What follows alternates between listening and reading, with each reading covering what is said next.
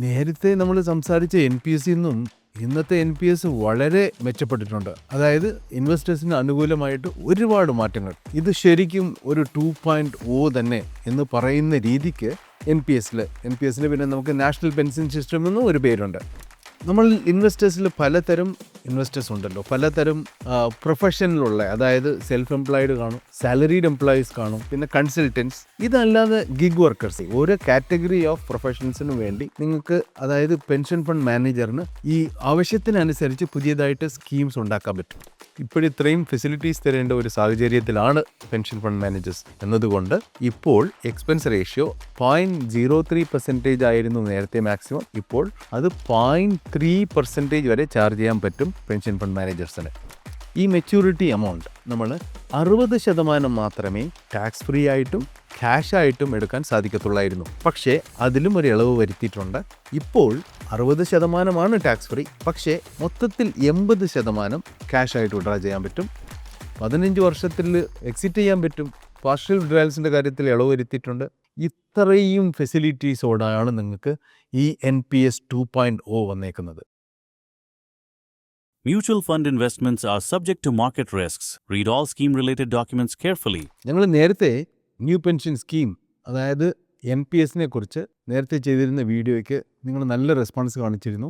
അതിൽ ഒരുപാട് ഇൻട്രസ്റ്റ് ഉണ്ടായിരുന്നു നിങ്ങൾക്ക്. അപ്പോൾ നേരത്തെ നമ്മൾ സംസാരിച്ച NPS നിന്നും ഇന്നത്തെ NPS വളരെ മെച്ചപ്പെട്ടിട്ടുണ്ട്. അതായത് ഇൻവെസ്റ്റേഴ്സിന് അനുകൂലമായിട്ട് ഒരുപാട് മാറ്റങ്ങൾ. ഇത് ശരിക്കും ഒരു 2.0 തന്നെ എന്ന് പറയുന്ന രീതിക്ക് എൻ പി എസിൽ പിന്നെ നമുക്ക് നാഷണൽ പെൻഷൻ സിസ്റ്റം എന്നും ഒരു പേരുണ്ട്. ഇതിൽ വലിയ രീതിക്കുള്ള മാറ്റങ്ങൾ വന്നിട്ടുണ്ട്. ആ മാറ്റങ്ങൾ എന്താണെന്നാണ് ഇന്നത്തെ വീഡിയോയിൽ നമ്മൾ കാണാൻ പോകുന്നത്. ഈ 2.0-ൽ വന്നേക്കുന്ന ഏറ്റവും വലിയ മാറ്റമെന്ന് പറയുന്നത് MSF അഥവാ മൾട്ടിപ്പിൾ സ്കീം ഫ്രെയിംവർക്ക് എന്ന് പറഞ്ഞ ഒരു പുതിയ കോൺസെപ്റ്റ് ലോഞ്ച് ചെയ്തിട്ടുണ്ട്. ഈ കോൺസെപ്റ്റ് അനുസരിച്ച് ഒരു NPS ഇൻവെസ്റ്റർ സബ്സ്ക്രൈബറിന് multiple schemes across multiple pension fund managers വെച്ചേക്കാൻ പറ്റും. അതായത് 4 സ്കീമായിരുന്നു നേരത്തെ. Scheme E equities, scheme C corporate bonds, scheme G government securities, പിന്നെ സ്കീം A എന്ന് പറഞ്ഞ് 4ാമത്തെ ഒരു സ്കീം ഉണ്ടായിരുന്നു. സോ ഇത് 4 ഡിഫറെൻറ്റ് കൈൻഡ് ഓഫ് അസറ്റ് ക്ലാസസിനെ ആയിരുന്നു റെപ്രസെൻ്റ് ചെയ്യുന്നത്. പക്ഷേ ഇപ്പോൾ ഇത് 3 ആക്കി. ഈ 4 എന്നിരുന്നത് G, C പിന്നെ E, ഈ 3 മാത്രമേ കാണത്തുള്ളൂ. എടുത്ത് കളഞ്ഞു. ഈ എടുത്ത് കളഞ്ഞപ്പോൾ എയിൽ 3 കൈൻഡ് ഓഫ് സെക്യൂരിറ്റീസ് ഉണ്ടായിരുന്നു. ഒന്ന് ഇൻവിറ്റ്സ്, പിന്നെ റീറ്റ്സ്, പിന്നെ debt ARs, debt alternate investment funds. ഇങ്ങനെ 3 അസറ്റ് ക്ലാസ്സസ് ആയിരുന്നു സ്കീം എയിൽ ഉണ്ടായിരുന്നത്. ഈ 3നെയും നേരത്തെ ഉണ്ടായിരുന്ന ബാക്കി 3 അസറ്റ് ക്ലാസ്സസിൽ 2 അസറ്റ് ക്ലാസ് ആയ ഇയിലും സിയിലും മെർജ് ചെയ്തിട്ടുണ്ട്. എങ്ങനെയാണെന്ന് വെച്ചാൽ റീറ്റ്സിനെ ഇയിൽ കൊണ്ടുവന്നു, പിന്നെ ഇൻവിറ്റ്സിനെയും ഡെറ്റ് ARസിനെയും സ്കീം സിയിൽ കൊണ്ടുവന്നു. ഇങ്ങനെ അസറ്റ് ക്ലാസസ്, അതായത് സെഗ്മെന്റ് സ്കീംസ് 3 കുറഞ്ഞു, ചുരുങ്ങി.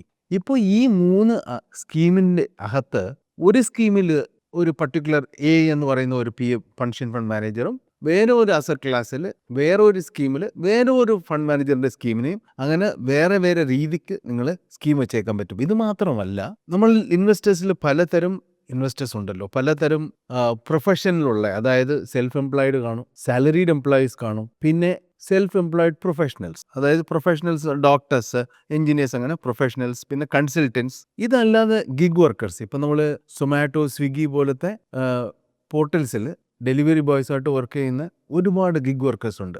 ഇന്ന് പറഞ്ഞാൽ ഇപ്പോൾ നമുക്ക് ഇത്രയും തരം വർക്ക് ചെയ്യുന്ന വേറെ വേറെ പ്രൊഫഷൻസിലുള്ള ആൾക്കാരുണ്ട്.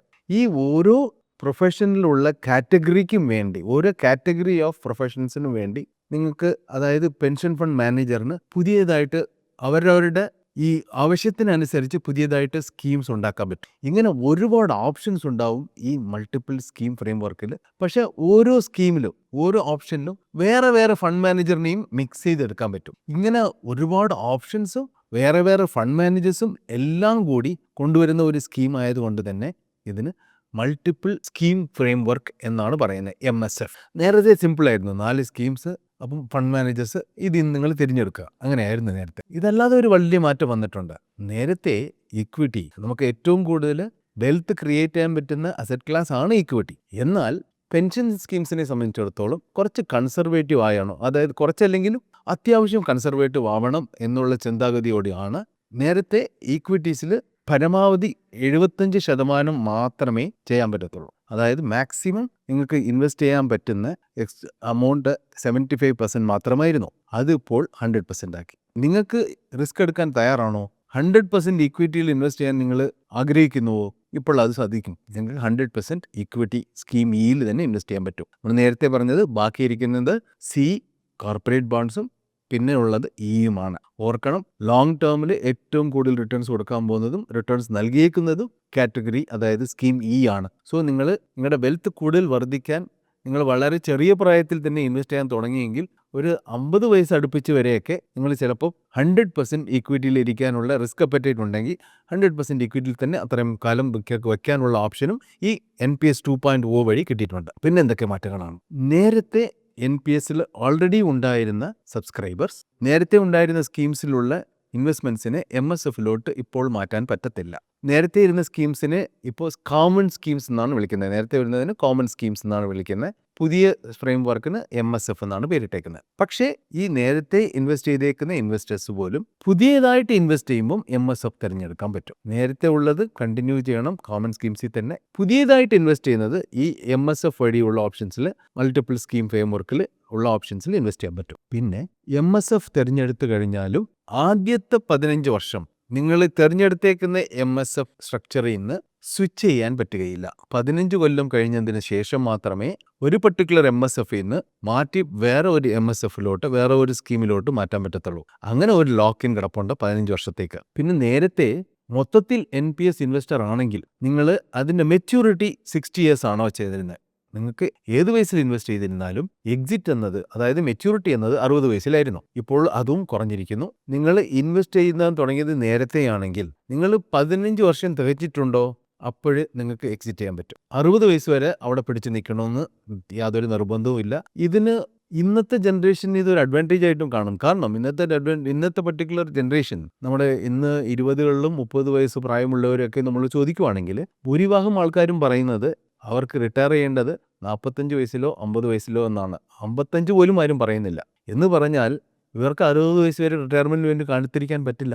അങ്ങനെ ആവുമ്പോൾ അവർ നേരത്തെ ഇൻവെസ്റ്റ് ചെയ്തിട്ടുണ്ടോ, 15 വർഷം തികച്ചിട്ടുണ്ടോ, NPSൽ നിന്ന് ഇപ്പോൾ എക്സിറ്റ് ചെയ്യാൻ പറ്റും. ഇതുകൂടാതെ പാർഷ്യൽ വിഡ്രാവൽസ്, മെഡിക്കൽ അതായത് ഹെൽത്ത് ആരോഗ്യപരമായ ആവശ്യങ്ങൾക്കും ട്രീറ്റ്മെൻറ്റിനൊക്കെ ആണെങ്കിലും, വീട് പണിയാനാണെങ്കിലും, പിള്ളേരുടെ പഠിത്തത്തിനാണെങ്കിലും, ഇങ്ങനത്തെ നിർണായക ഘടകങ്ങൾക്ക് ആ ലൈഫിലെ അത്യാവശ്യമായ ഗോൾസിന് വേണ്ടി ഈ പർട്ടിക്കുലർ 3 കാറ്റഗറിയിലും ഉള്ള ആവശ്യത്തിന് വേണ്ടി വിഡ്രാ ചെയ്യാൻ പറ്റുമായിരുന്നു നേരത്തെ. പക്ഷേ 3 തവണ മാത്രമേ വിഡ്രാ ചെയ്യാൻ പറ്റത്തുള്ളായിരുന്നു പാർഷ്യൽ വിഡ്രാവൽ. ഈ 3 തവണ എന്നുള്ളത് ഇപ്പോൾ 6 തവണയായിട്ട് വർദ്ധിച്ചിട്ടുണ്ട്. നിങ്ങൾ മെച്യൂരിറ്റിക്ക് മുമ്പ് 3 പ്രാവശ്യത്തിന് പകരം ഇപ്പോൾ 6 പ്രാവശ്യം പാർഷ്യൽ വിഡ്രാവൽ ചെയ്യാൻ പറ്റും. പിന്നെ ഒരു കാര്യമുണ്ട്, എക്സ്പെൻസ് റേഷ്യോ. നേരത്തെ വളരെ സിമ്പിളായിരുന്നു, ഒത്തിരി കോംപ്ലിക്കേഷൻസ് ഇല്ലായിരുന്നു, വലിയ ഫെസിലിറ്റീസ് ഇപ്പോഴത്തെ ഈ 2.0 നമ്മൾ ഇത്രയും പറഞ്ഞിട്ടുണ്ടല്ലോ, ഇത്രയും ഫെസിലിറ്റീസ് ഒന്നും ഇല്ലായിരുന്നു. വളരെ സിംപ്ലിഫൈഡ് ആയിരുന്നു നേരത്തെ NPS. അപ്പോൾ ഉണ്ടായിരുന്ന ഒരു എക്സ്പെൻസ് എന്ന് പറയുന്നത് എക്സ്പെൻസ് റേഷ്യോ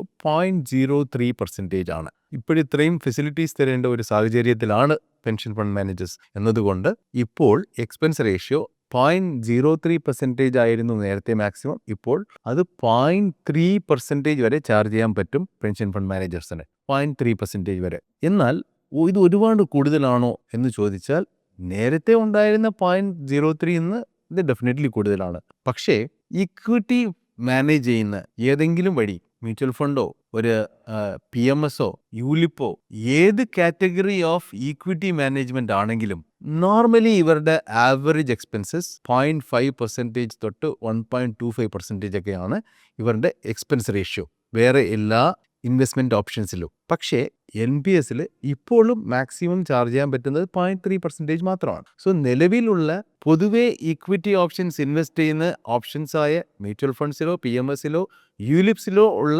എക്സ്പെൻസസേക്കാളും ഇപ്പോഴും ഈ 0.3% കുറവാണ്. അതുകൊണ്ട് NPSൻ്റെ കാര്യത്തിൽ യാതൊരു മടിയും കാണിക്കേണ്ടതില്ല. നമ്മളിപ്പോൾ കൂടുതലും പറഞ്ഞേക്കുന്നത് ഫീച്ചേഴ്സിനെ കുറിച്ചാണ്. റിട്ടേൺസിൻ്റെ കാര്യത്തിൽ നമ്മൾ നേരത്തെ പറഞ്ഞു, ഇക്വിറ്റി ഓപ്ഷൻസിനെ സംബന്ധിച്ചിടത്തോളം 5 ഇയർ മാർക്കറ്റ് കഴിഞ്ഞ 2 കൊല്ലം അനങ്ങിയിട്ടില്ല. ഏതാണ്ട് അതേ സ്ഥലത്താണ് മാർക്കറ്റ് നിൽക്കുന്നത്, ഇക്വിറ്റി മാർക്കറ്റ്. എന്നിട്ടും NPSൻ്റെ ഈ ഓപ്ഷൻ, അതായത് സ്കീം ഇ, ഇക്വിറ്റിയിൽ ഇൻവെസ്റ്റ് ചെയ്യുന്ന scheme E, almost 11 to 12% annualise return നൽകിയിട്ടുണ്ട്. കഴിഞ്ഞ 2 കൊല്ലം ഒരു റിട്ടേണും ഉണ്ടായിട്ടില്ലെങ്കിൽ പോലും കഴിഞ്ഞ 5 വർഷത്തെ റിട്ടേൺ 11 to 12% ആനുവലൈസ്ഡ് ആണ്. ഇത് ഇത്രയും റിട്ടേൺസ് കിട്ടിക്കഴിഞ്ഞിട്ട് ഇത്രയും ഫെസിലിറ്റി കിട്ടിക്കഴിഞ്ഞിട്ട് ഈ മെച്യൂരിറ്റി എമൗണ്ട് നമ്മൾ 60% മാത്രമേ ടാക്സ് ഫ്രീ ആയിട്ടും ക്യാഷ് ആയിട്ടും എടുക്കാൻ സാധിക്കത്തുള്ളായിരുന്നു. മെച്യൂരിറ്റി എമൗണ്ടിൻ്റെ 60%-ത്തിന് ഒട്ടും ടാക്സ് അടയ്ക്കേണ്ടതില്ലായിരുന്നു. അതുമാത്രമേ ക്യാഷ് ആയിട്ട് എടുക്കാൻ പറ്റത്തുള്ളായിരുന്നു. ബാക്കി 40% നിങ്ങൾ വെച്ചിട്ട് ഒരു ആൻവിറ്റി സ്കീമിൽ ഇൻവെസ്റ്റ് ചെയ്യണമായിരുന്നു. പക്ഷേ അതിലും ഒരു ഇളവ് വരുത്തിയിട്ടുണ്ട്. ഇപ്പോൾ 60% ടാക്സ് ഫ്രീ, പക്ഷേ മൊത്തത്തിൽ 80% ക്യാഷ് ആയിട്ട് വിഡ്രാ ചെയ്യാൻ പറ്റും. 60% ടാക്സ് ഫ്രീ ആണ്. ബാക്കിയുള്ള ആ 20% ടാക്സബിൾ ആണ്. ബാക്കിയുള്ള 20% കൊണ്ട് മാത്രം നിങ്ങൾ ആൻവിറ്റി സ്കീം വാങ്ങിച്ചാൽ മതി, ആൻവിറ്റി സ്കീമിൽ ഇൻവെസ്റ്റ് ചെയ്താൽ മതി. സോ ഇത്രയും ഫെസിലിറ്റീസ് വന്നിട്ടുണ്ട്, ഇത്രയും ഫീച്ചേഴ്സ് വന്നിട്ടുണ്ട്, ഇത്രയും വൈഡാണ്, ഫ്ലെക്സിബിൾ ആണ്. 15 വർഷത്തിൽ എക്സിറ്റ് ചെയ്യാൻ പറ്റും. പാർഷ്യൽ വിഡ്രാൽസിൻ്റെ കാര്യത്തിൽ ഇളവ് വരുത്തിയിട്ടുണ്ട്. ഇത്രയും ഫെസിലിറ്റീസോടാണ് നിങ്ങൾക്ക് ഈ NPS 2.0 വന്നേക്കുന്നത്. റിട്ടയർമെൻറ്റിൻ്റെ കാര്യത്തിൽ പ്യുവർ റിട്ടയർമെൻറ്റ് സ്കീംസ് എന്ന് പറഞ്ഞാൽ NPSനെ വെല്ലാൻ ഒരു ഇൻവെസ്റ്റ്മെൻറ്റ് ഓപ്ഷൻ ഇന്ത്യയിൽ ഇപ്പോഴില്ല. റിട്ടേൺസിൻ്റെ കാര്യത്തിലായാലും ടാക്സേഷൻ്റെ കാര്യത്തിലായാലും. സോ 2.1 അതിൻ്റെ ഗുണം വർദ്ധിച്ചിട്ടേ ഉള്ളൂ. ഇനിയും സുന്ദരമായിരിക്കുന്നു NPS 2.0. ഇനിയും സുന്ദരമായിരിക്കുന്നു NPS. ഇനിയും ഗുണകരമായിരിക്കുന്നു. ഇതുവരെ നിങ്ങൾ ഇൻവെസ്റ്റ് ചെയ്തിട്ടില്ലെങ്കിലും ഇപ്പോഴെങ്കിലും ഇത് നിങ്ങൾ തുടങ്ങിയേ പറ്റൂ. നിങ്ങളുടെ റിട്ടയർമെൻറ്റ് കോർപ്പസ് ക്രിയേഷനെ കുറിച്ച് നിങ്ങൾ സീരിയസ് ആണെങ്കിൽ NPSനെ ഒരിക്കലും മാറ്റിവെക്കാൻ പറ്റത്തില്ല. നിങ്ങൾക്കറിയാം, NPSൽ വലിയ തുകയായിട്ട് മാത്രം തന്നെ ഇൻവെസ്റ്റ് ചെയ്യാൻ പറ്റുന്നുള്ളതല്ല. SIP വഴി മാസം 500-1000 വരെ മാസം നിങ്ങൾ SIP പോലെ, നോർമൽ മ്യൂച്വൽ ഫണ്ടിൽ SIP ചെയ്യുന്നത് പോലെ നിങ്ങൾക്ക് ചെറിയ തുകയായിട്ട് പോലും ഇൻവെസ്റ്റ് ചെയ്യാൻ പറ്റും. അവസാനം ഒരു കാര്യവും കൂടെ, ന്യൂ ടാക്സ് റെജീമിൽ പോലും നിങ്ങളുടെ ബേസിക്കിൻ്റെ 14% വരെ എംപ്ലോയർ വഴി നിങ്ങൾ കോൺട്രിബ്യൂട്ട് ചെയ്യുവാണെങ്കിൽ ആ പർട്ടിക്കുലർ അമൗണ്ടിന് ടാക്സ് എക്സംഷനും നൽകുന്നതാണ്. NPSനെ കുറിച്ചുള്ള യാതൊരു സംശയമുണ്ടെങ്കിലും നിങ്ങൾ കമൻറ്റ് സെക്ഷനിൽ എഴുതാവുന്നതാണ്. ഞങ്ങൾ അതിന് റിപ്ലൈ തരുന്നതാണ്. Mutual fund investments are subject to market risks. Read all scheme related documents carefully.